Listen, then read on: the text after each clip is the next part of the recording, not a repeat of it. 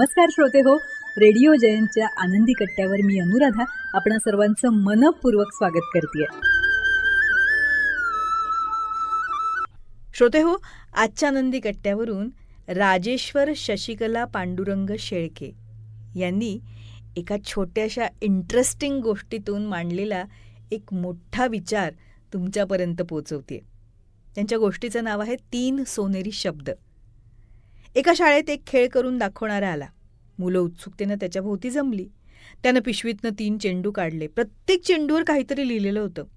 त्यानं त्यातला एक चेंडू हवेत फेकला.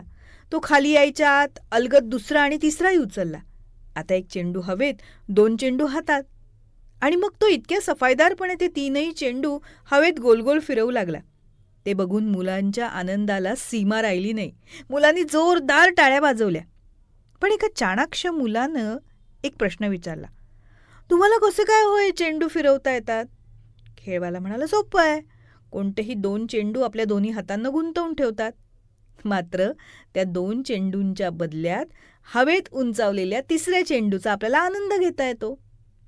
एका मुलानं म्हटलं, आम्ही बघितलं, या चेंडूवर तुम्ही काहीतरी लिहून ठेवलेलं आहे ना, मग ते वाचून तुम्ही फिरवता का? तो चेंडू हवेत फिरवायचा मंत्र आहे का? खेळवाला म्हणाला, हो, चेंडूवर काहीतरी लिहिलंय हे खरं आहे, पण जे लिहिलंय ना ते चेंडू फिरवण्याचं नाही, तर जीवन जगण्याचा मंत्र आहे. बघू बघू असं म्हणत मुलं त्याच्यापर्यंत पोहोचण्यासाठी एकमेकांवर तुटून पडली. जवळ जाऊन पाहिलं तर फक्त इंग्रजीतली 3 अक्षरं. प्रत्येक चेंडूवर एक अक्षर, टी, एम आणि के. मुलांना काही कळेना. हा कसला एकाक्षरी मंत्र? खेळवाला म्हणाला, हा काही साधासुद्धा मंत्र नाही, गुरुमंत्र आहे. मुलांनी गलका केला, सांगा ना आम्हाला, प्लीज सांगा ना. खेळवाला म्हणाला, ही 3 अक्षरं म्हणजे आयुष्यातले 3 सोनेरी शब्द आहेत बरं का मुलांनो. आता बघा, लाल चेंडूवरचा टी म्हणजे टाईम म्हणजे वेळ, हिरव्या चेंडूवरचा एम म्हणजे मनी म्हणजे पैसा, पिवळ्या चेंडूवरचा के म्हणजे नॉलेज अर्थात ज्ञान. या खेळाप्रमाणेच आयुष्यात या 3 पैकी कोणत्याही 2 गोष्टी जर गुंतवल्या ना, तर 3री गोष्ट आपल्याला प्राप्त करता येते. तिचा मनसोक्त आनंद घेता येतो. मुलं म्हणाली, म्हणजे? खेळवाल्यांना समजावून सांगितलं, बघा, वेळ, पैसा आणि ज्ञान यापैकी तुम्हाला जर ज्ञान हवं असेल तर त्यासाठी वेळ द्यावा लागेल आणि बरोबर पैसे भरावे लागतील की नाही, कारण फुकट काही मिळत नाही. तुम्हाला जर पैसे हवे असतील तर तुमचं ज्ञान, कला आणि तुमचा महत्त्वाचा वेळ लोकांना द्यावा लागेल.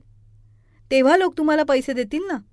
आणि जर तुम्हाला स्वतःला मोकळा वेळ हवा असेल तर जे काम तुम्हाला करायचं आहे त्यासाठी त्या कामातला ज्ञानी माणूस नेमून तुम्ही मोकळे राहू शकता. मात्र तुम्हाला त्याचे पैसे द्यावेच लागतील. म्हणजे 2 गोष्टी गुंतवल्या की 3रीची प्राप्ती होते. आलं का लक्षात? बरोबर की नाही? मुलांनी हो म्हणत जोरदार टाळ्या वाजवल्या. कारण मुलांना आज एक नवीन गोष्ट कळली होती ना. मंडळी, तुमच्या आयुष्यात या 3 पैकी कुठल्या 2 गोष्टी तुम्ही गुंतवतायत आणि त्याच्या बदल्यात तुम्हाला कोणती 3री गोष्ट मिळतीये याचा आज विचार करा.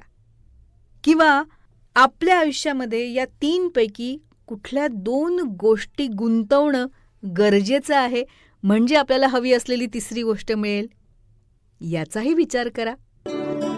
तेव्हा श्रोते हो, हा होता आनंदी कट्ट्यावरचा आजचा सुंदर विचार. तुम्हाला तो कसा वाटला याविषयीची तुमची कमेंट बॉक्समध्ये नक्की लिहा.